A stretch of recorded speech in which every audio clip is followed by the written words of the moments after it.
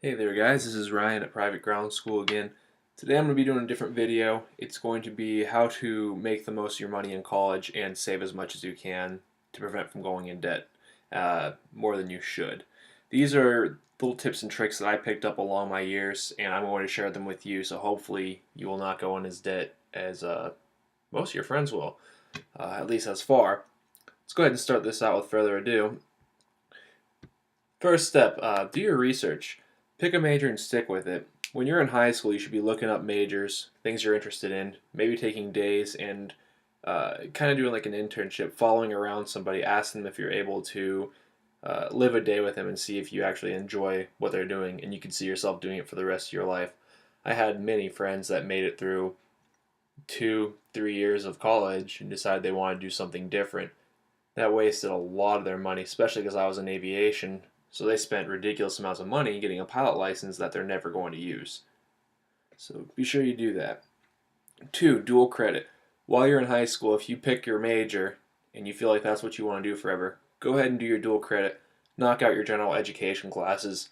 You pay half as much in high school if you can do a dual credit type of class, and it will save you time and money in the long run because you don't have to spend that much time in college. If you get a semester knocked out in high school, that's a semester you get to graduate early out of college. You can go ahead and start making some money doing your job. Furthermore, not spending that money living in a housing type of situation, so you can just save money that way. 3 is your textbooks. I recommend don't buy your textbooks till after the first day of class. Why? I probably spent at least $400 getting textbooks that I never used once, and I was not able to sell them back at the end of the year because they said the textbooks were outdated. So I was stuck with these stupid things, and I never really opened them up at all. So go ahead and wait to make sure you do need it. If you do need it, check online. Try to buy them for cheaper than your bookstore. I know.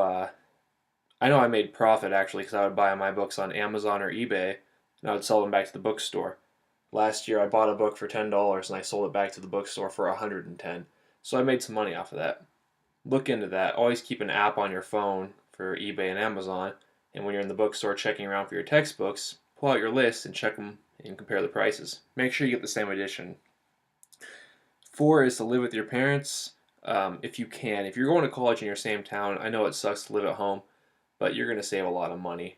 Rent is not cheap. If you're living in the dorms, most colleges require you to live in the dorms for at least 1 year, and it's a good experience. Just try to weigh out your options and see what's the best for you. If you're living in apartments, just remember the more roommates you have, the less each person will pay. 5 is to live within your means, live frugally. You have to pay back every dollar you're going to borrow, plus a lot more for interest. You could pay anywhere from if you take out $10,000 worth of loans, you'd be paying back 15, 5,000 for interest or more. It's pretty scary, so try to take out the least amount of loans you can. If you're buying stuff like furniture, check Craigslist. Don't be too proud to buy something used. It's for yourself. It's not forever. It's just something to get you through college. 6. Looking into becoming a community advisor, residential advisor, or graduate assistant. A lot of people cringe at this because they see community advisors as kind of like a police type of position, but it's really not. I was a community advisor at my college, and it was some of the best. It was the best 2 years of my college life. I really enjoyed it, and I'm still friends with all my residents. I see them every day at the airport, and I teach some of them. So it's a really good experience, and you actually save a lot of money. I saved over 2 years from being a CA. I saved $15,000. That every college is different on the benefits they give you, so look into it. But at mine, we got our room for free and our meals for free, and that's what it would have cost me had I not been a CA. Um, Also, you don't have to worry about paying bills. You don't have to worry about anything like that. You're covered. Look into the graduate assistant as well if you're going to grad school. I don't know what your school does, but our school pays a student, a graduate student, to teach a class, and they get their graduate degree for free, their master's degree. Number 7, get a job.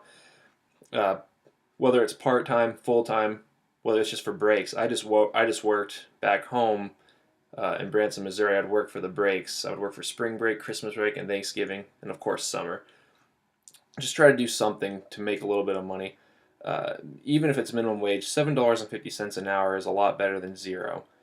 Just think of that whenever you're sitting at home, whether it's wasting your time or unless some people can't really handle it. I know I considered my job for whenever I was a CA, that was my job. I didn't have any time to do anything else. Some people can. Just depends on your situation. Number 8 is scholarships. Start in high school. Um, you know, look for as many scholarships and grants as you can. Whenever I came into college, I brought $9,000 in, and it was just from being involved. Be as involved as you can, get in as many sports activities. Some people thought I was a nerd for being in band. I played in drumline. I got $4,000 worth of scholarships for being in band. So just look around. Athletics, I got scholarships for tennis, whatever you can find. Just get involved. Um, and also look on your school's financial aid website. They'll give out free scholarships. It's money you don't have to pay back. They will give a lot of them out to their freshmen that are incoming. So go ahead and do that research. And guys, best of luck with you. If you have any questions, let me know. I'll answer them as best as I can. Honestly, I went through what you're going through. Um, yeah, best of luck. I'll see you guys later. Bye.